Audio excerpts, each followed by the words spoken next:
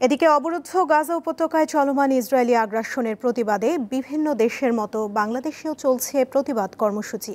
বন্ধ রয়েছে সরকারি ও বেসরকারি সব শিক্ষা প্রতিষ্ঠান। ক্লাস পরীক্ষা স্থগিত করে কর্মসূচিতে স্বতঃস্ফূর্তভাবে অংশ নিচ্ছেন শিক্ষক শিক্ষার্থীরা। ইসরায়েলের হত্যাযজ্ঞের সমর্থন জানানোর প্রতিবাদে সকালে ঢাকায় অবস্থিত যুক্তরাষ্ট্রের দূতাবাসের সামনের সড়কে মানববন্ধন করেন কিছু বিক্ষোভকারী। সেখানে আইন শৃঙ্খলা রক্ষায় মোতায়েন রয়েছেন বিপুল সংখ্যক পুলিশ ও সেনাবাহিনীর সদস্যরা। এছাড়া পাবলিক সহ বেসরকারি বিশ্ববিদ্যালয়গুলোর সামনেও চলছে ফিলিস্তিনিদের প্রতি সমর্থন জানিয়ে নানা কর্মসূচি। এদিকে এ বিষয়ে জানাতে বাড্ডায় ব্র্যাক বিশ্ববিদ্যালয়ের সামনে থেকে যুক্ত আছেন সহকর্মী আজিজুল ইসলাম।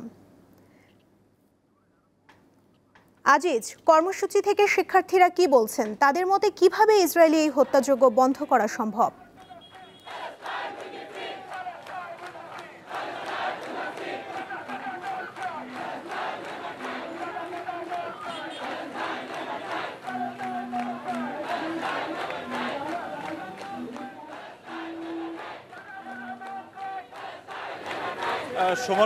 সুমনা, আপনাকে যেটি জানাতে চাই, আমি এখন বাড্ডার যে ব্র্যাক বিশ্ববিদ্যালয়ের যে প্রধান ক্যাম্পাস রয়েছে সেখানে কিন্তু আপনি নিশ্চয়ই শুনতে পাচ্ছেন যে ফ্রি প্যালেস্টাইন নামে কিন্তু একদম মুখরিত হয়ে উঠেছে। তারা স্লোগান দিচ্ছে। এখানকার যারা শিক্ষার্থী রয়েছে তারা কিন্তু সকাল থেকেই এখানে অবস্থান নিয়েছে।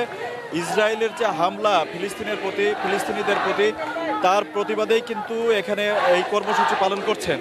আপনাকে যদি একটু দেখাতে চাই যে এখানে যারা রয়েছেন শিক্ষার্থীরা তারা কিন্তু সকাল থেকেই এই যে হামলার প্রতিবাদে কিন্তু নেতানিয়াহুর বিরুদ্ধে যেমন তারা স্লোগান দিচ্ছেন, একইভাবে আমেরিকার যে প্রেসিডেন্ট রয়েছেন ডোনাল্ড ট্রাম্পের বিরুদ্ধেও কিন্তু তারা স্লোগান দিচ্ছেন এবং তারা আসলে যে বিষয়টি বলার চেষ্টা করছেন যে মুসলিম একটি দেশ হিসেবে প্যালেস্টাইনের প্রতি যে মুসলিম বিশ্বের যে একটা তাদের পাশে দাঁড়ানোর যে বিষয় ছিল সেই বিষয়টি তারা দেখতে না পেয়ে তারা হতাশ হয়েছেন এবং তারা বিশ্ব নেতাদের প্রতি কিন্তু আহ্বান জানিয়েছেন যে তাদের পাশে দাঁড়ানোর জন্য। একইভাবে আমেরিকা এবং ইসরায়েল যে যৌথভাবে যে অভিযান চালাচ্ছে বা হামলা চালাচ্ছে তার তীব্র নিন্দা জানিয়ে তাদের বিরুদ্ধে অবস্থান নেওয়ার জন্য কিন্তু বিশ্ব নেতাদের প্রতি আহ্বান জানাচ্ছেন। আপনাকে একটু জানাতে চাই যে আজকে বিশ্বব্যাপী যে ধর্মঘটের আহ্বান করা হয়েছে সেই ধর্মঘটের অংশ হিসেবেই কিন্তু এই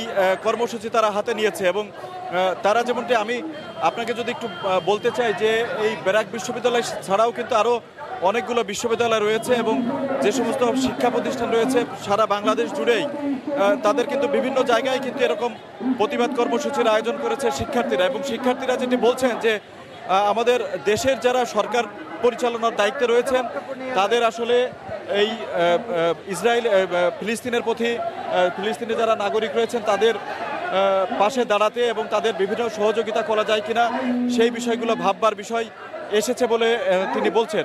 এই শিক্ষার্থীদের এই জায়গাটি আসার আগে আমি আমেরিকার যে এম্বাসি রয়েছে সেই এম্বাসির সামনে গিয়েছিলাম। সেখানেও কিন্তু কিছু শিক্ষার্থী দাঁড়িয়ে মানববন্ধন করার চেষ্টা করছিলেন, কিন্তু তাদেরকে আমরা দেখেছি যে সেনাবাহিনী এবং পুলিশ বাধার সৃষ্টি করেছে এবং তারা আসলে ঠিক মানববন্ধনটি সমাপ্ত করতে পারে নাই। ওইভাবেই তারা সেখানে দাঁড়িয়ে প্রতিবাদ জানাচ্ছিলেন।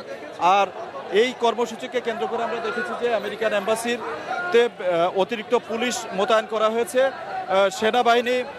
সেনাবাহিনী সদস্যদের মোতায়েন করা হয়েছে। এখানে যারা শিক্ষার্থীরা রয়েছেন তাদের সাথে আমরা আসলে কথা বলার চেষ্টা করেছিলাম। তারা যে বিষয়টিতে আসলে অবাক হয়েছেন যে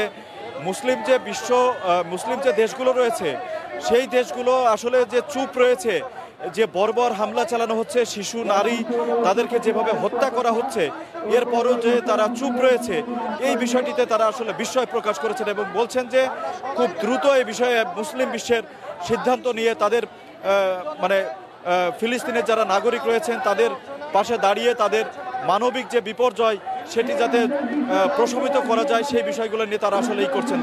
কারণ মৌলিক অধিকার লঙ্ঘন করা হচ্ছে ফিলিস্তিনের নাগরিকদের, সেইটি আসলে যত দ্রুত সম্ভব তাদের পাশে দাঁড়াতে হবে এবং ইসরায়েল এবং আমেরিকার বিরুদ্ধে আসলে অবস্থান নিতে হবে, এমনটি তারা কিন্তু দাবি করছেন।